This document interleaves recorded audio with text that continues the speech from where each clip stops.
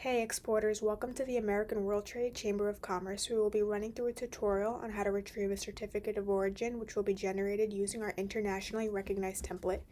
The format and template will be in line with the guidelines and best practices as outlined by the ICC. If you have not yet done so, please register your company on our registration form. I will link it down below, or you can find it at awtcc.org/registration form. If you've already received your login, let's go through it. Now that you have gotten your welcome email from us, you can log in right on our website. This will then bring you to your active application screen where you can begin applying for a new certificate, retrieve a document you are currently working on, check the status, or submit a draft for approval. Today we will be creating a new document submission and going through the form itself, as well as what your options are to retrieve the original from us. To get started, click Create Online Application and select Certificate of Origin.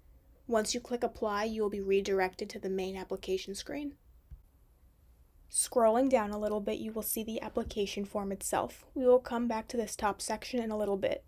There are 7 boxes to complete along with the exporter reference number. The exporter reference is a unique identifier for your business and is often the same as the invoice number.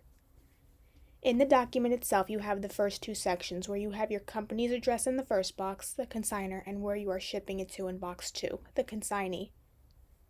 Box 3, this is your country of origin. You'll notice the United States is at the top, and if you have multiple countries to select, you will be able to hold down the control key and select all of the relevant countries.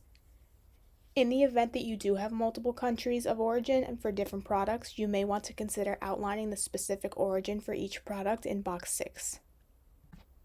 Next, in section 4, please then choose how your product will be arriving at its destination. This section is optional but very recommended. Section 5 is where you can have any additional information that you need to have on your certificate, but you may leave this blank. For example, if your letter of credit requires you to put the LC number on each document, or if you have some other unique requirement laid out by your importer, here would be the space to enter those requirements. Section 6 is all about the detailed product information. You will want to include the full product description and quantity where everything you list should match perfectly with the invoice that we will be uploading soon. Some exporters are looking to get a certificate for solely one item on their invoice, so if you are looking to only get one certificate for a specific product, please list that in Section 6. You do not need full invoice details, but can use a general description of the goods being shipped.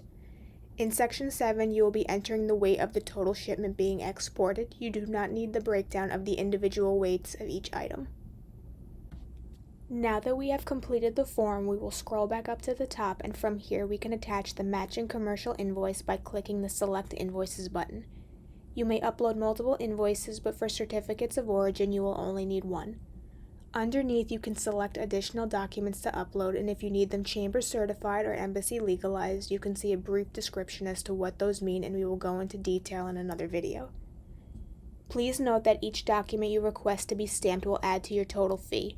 Legalization can also significantly add to the total price as well as the time to complete depending on the country you choose. You can email legalization@awtcc.org for more information.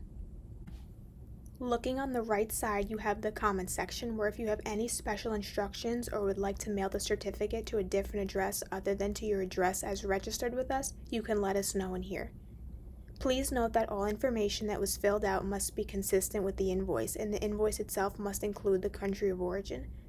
If any information is not consistent or the invoice does not include the country of origin, the document will be rejected and you will have to resubmit.